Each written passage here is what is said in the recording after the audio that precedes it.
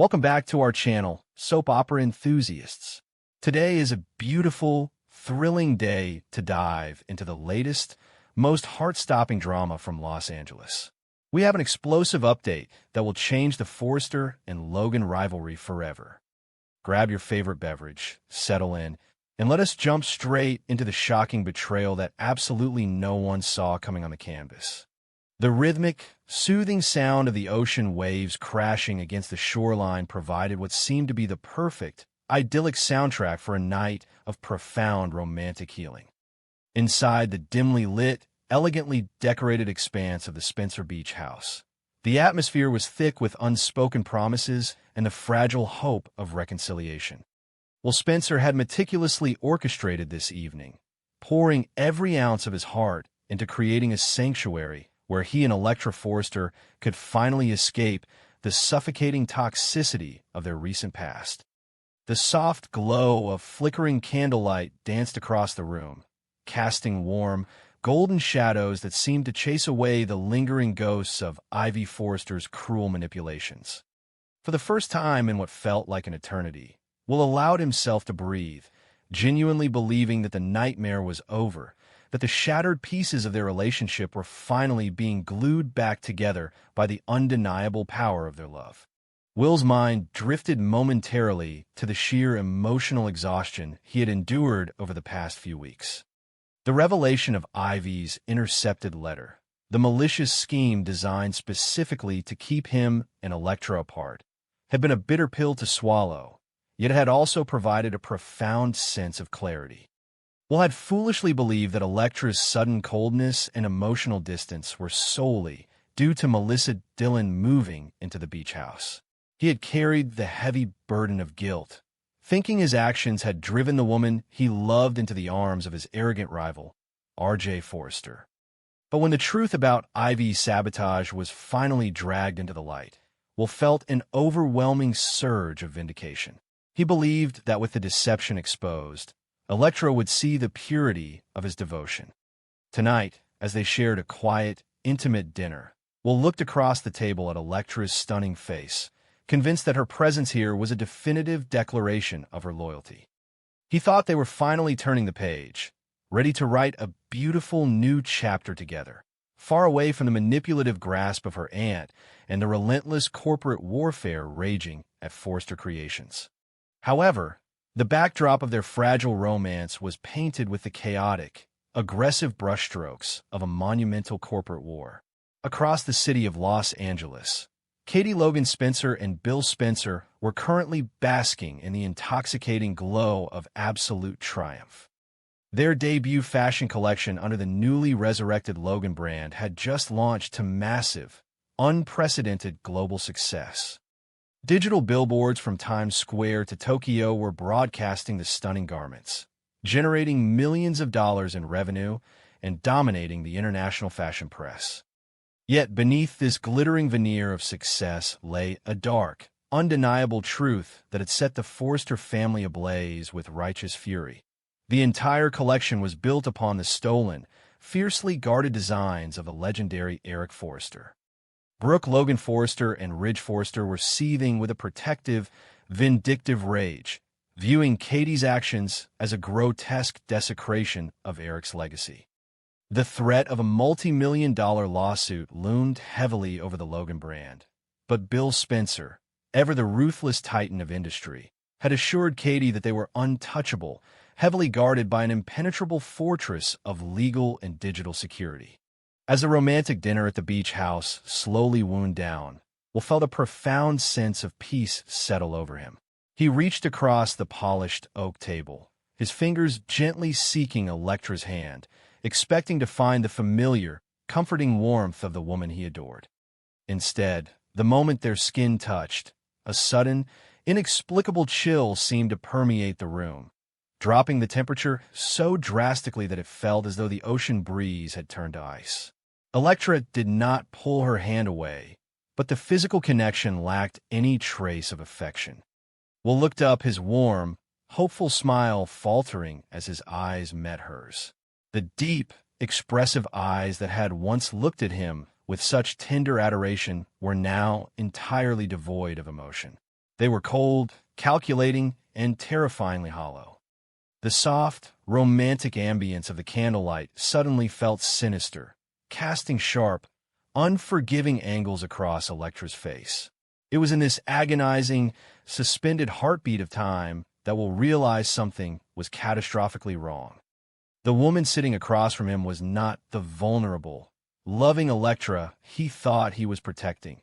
She was a stranger, radiating a quiet, lethal intensity. With a slow, deliberate grace that sent a shiver of pure dread down Will's spine, Electra withdrew her hand and reached into her elegant designer clutch resting on the table. Will's breath hitched in his throat, his mind racing with 1,000 terrifying possibilities. When her hand emerged, she was not holding a romantic keepsake, a token of forgiveness, or a symbol of their renewed commitment. Instead, pinched between her manicured fingers was a sleek, silver USB drive. The small, metallic object caught the dim candlelight, gleaming like a drawn blade in the quiet room. She placed it gently on the center of the table, the soft click of the metal against the wood echoing like a gunshot in the silent beach house. Will stared at the small device, his brow furrowing in deep confusion. He opened his mouth to speak, to ask what this was, to inject some sense of normalcy back into the rapidly deteriorating evening. But the words died in his throat as Electra finally broke the suffocating silence. Her voice, when she spoke, was a masterclass in controlled, chilling detachment. There was no tremor of regret, no waver of sorrow, only the sharp, clinical precision of a surgeon making a fatal incision. It was a meticulously crafted, flawlessly executed theatrical performance. Electra admitted, with a terrifying lack of remorse, that she had weaponized his desperate love and his overwhelming desire to fix their relationship. She had played the role of the conflicted, healing lover to absolute perfection, knowing that Will's overwhelming relief at having her back would blind him to any potential deception. She had used his own heart as a lockpick, manipulating his emotions until he completely dropped his guard, allowing her the one thing she truly desired: unfettered, unnoticed access to the Spencer family's highly classified private server. The sheer magnitude of her betrayal crashed over like a devastating tidal wave, leaving him gasping for air in a room that suddenly felt devoid of oxygen. The psychological warfare she had just confessed to was so brutal, so extraordinarily callous, that his mind initially refused to process the information. How could the woman who had cried in his arms, the woman who had passionately kissed him just hours ago, be capable of such profound, sociopathic manipulation? Electra explained the mechanics of her betrayal with the cold efficiency of a corporate assassin. She detailed how she had watched him type in his master password, how she had waited for the perfect moment of distraction, and how she had silently infiltrated the deepest, most secure digital vaults of the Spencer empire while he was busy pouring them another glass of wine. She had not come to the beach house to rebuild their romance. She had come to execute a flawless, devastating act of corporate espionage. As the horrific reality of the situation began to solidify in Will's mind, a sickening, bitter irony washed over him. For weeks, R.J. Forrester had been relentlessly, aggressively accusing Will of being a corporate spy. R.J. had paraded around Forrester Creations, loudly proclaiming that Will was secretly funneling confidential information and proprietary secrets to Katie's newly successful Logan brand. Will had vehemently defended his honor, scoffing at R.J.'s paranoia and reminding him that he was not a real Forrester. Will had stood tall, believing he possessed the moral high ground, fighting to protect Electra from R.J.'s toxic influence. But in the end, the true espionage was not being committed by Will. It was being committed against him.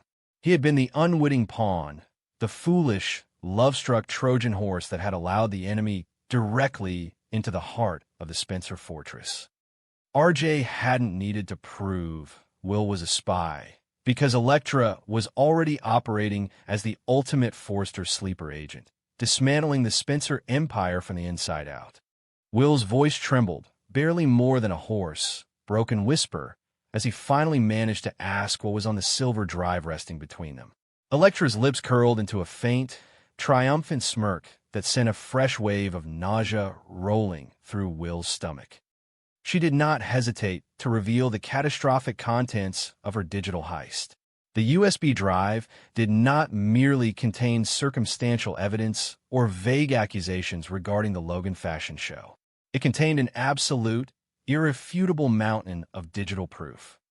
Electra had uncovered hidden emails, encrypted internal memos, and time-stamped digital footprints that explicitly proved Katie Logan Spencer had deliberately, maliciously orchestrated the theft of Eric Forster's original designs. Furthermore, the documents proved that Katie had intentionally altered the intellectual property to mask the theft, a calculated move to bypass copyright laws and falsely claim the brilliant creations as her own. The evidence was damning, comprehensive, and utterly inescapable. The implications of what Electra had just revealed were apocalyptic. This was no longer a simple civil dispute between rival fashion houses. This was no longer a matter of Brooke and Ridge filing a multi-million-dollar lawsuit for copyright infringement, a financial blow that Bill Spencer could easily absorb with his vast fortune. What Electra held in her hand was undeniable proof of grand theft, corporate fraud, and deliberate intellectual property espionage. Electra's voice dropped an octave, dripping with a venomous satisfaction as she spelled out the grim reality of the situation. Katie Logan Spencer was not just facing a humiliating public scandal or a devastating financial settlement. She was facing severe, life-altering criminal charges. The kind of charges that carry mandatory, lengthy prison sentences. Will's beloved aunt, the woman who was currently celebrating her monumental success on billboards across the world, was entirely at the mercy of the woman sitting across from him. Will's psychological collapse was absolute and terrifying to witness. His heart, which had been so full of hope and love just an hour prior, was not merely broken. It was pulverized into dust.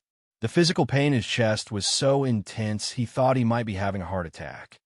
He stared at Electra, desperately searching her eyes for any flicker of the woman he loved, any sign of regret or hesitation. But he found nothing but a hardened, impenetrable wall of Forster loyalty. He realized, with a sickening sense of finality, that he had been played for an absolute fool. He had handed over the key to his family's total destruction, wrapping it in a sincere declaration of love. He had failed his father, he had failed his aunt, and he had failed himself.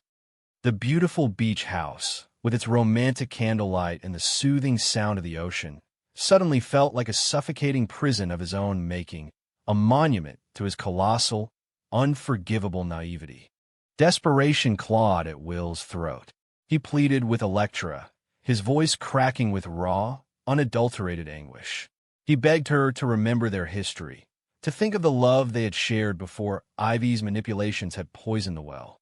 He implored her to consider the human cost of her actions, the fact that she was about to send a mother, his aunt, to a federal penitentiary.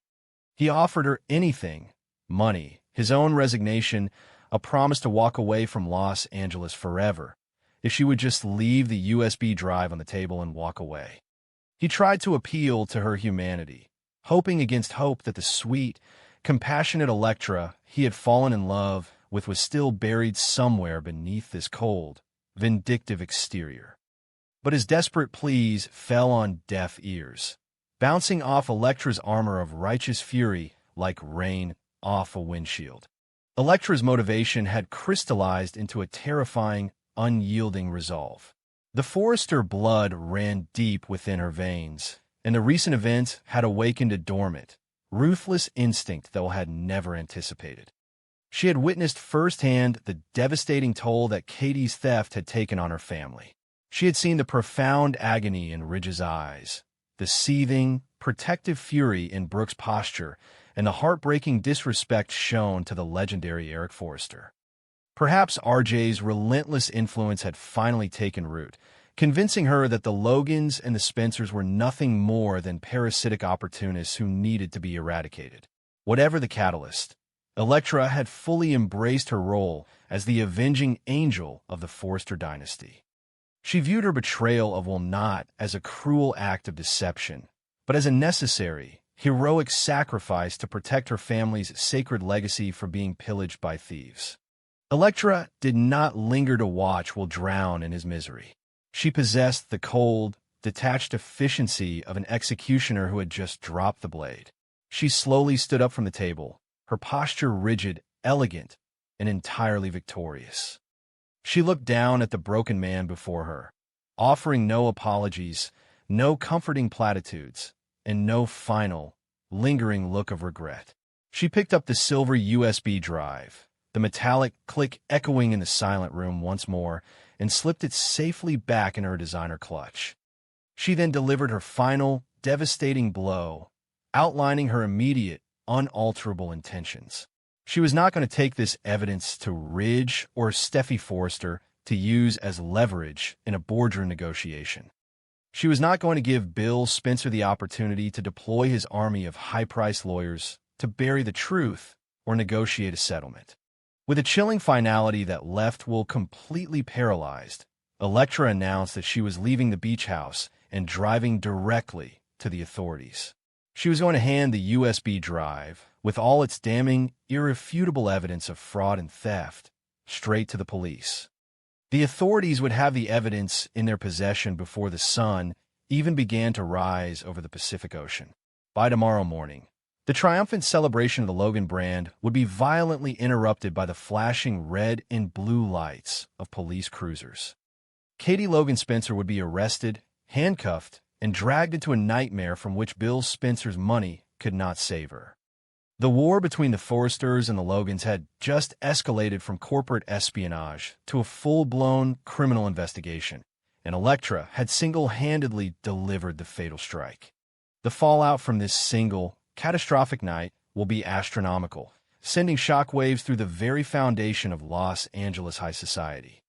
Imagine the sheer, unadulterated wrath of Bill Spencer when he discovers that his impenetrable fortress was breached not by a team of elite hackers, but by the woman his own son brought into his home. Bill, a man who prides himself on absolute control and ruthless security, will be forced to confront the agonizing reality that Will was the weak link that brought his empire to its knees. The dynamic between father and son may be permanently fractured, poisoned by guilt, anger, and the devastating realization that love was the weapon used to destroy them. Katie's world will implode instantly, her dreams of fashion dominance replaced by the terrifying, very real prospect of a cold prison cell, leaving her to wonder if the cost of defying the Forresters was ultimately too high. Conversely, within the hallowed halls of Forrester Creations, Electra will be elevated to the status of a conquering hero. She will have secured Eric's legacy, avenged the family's honor, and completely neutralized their greatest rival in one swift, brutal maneuver. R.J. Forrester will feel entirely vindicated, his paranoia proven to be prophetic, and he will undoubtedly use this victory to cement his place by Electra's side, basking in the glory of their shared triumph over the Spencers. The balance of power will shift violently and irreversibly, leaving the canvas forever altered. As the heavy wooden door of the beach house clicked shut behind Electra, Will Spencer was left entirely alone in the suffocating silence. The crashing waves outside no longer sounded like a soothing melody. They sounded like the relentless, approaching drums of an unwinnable war, a haunting reminder of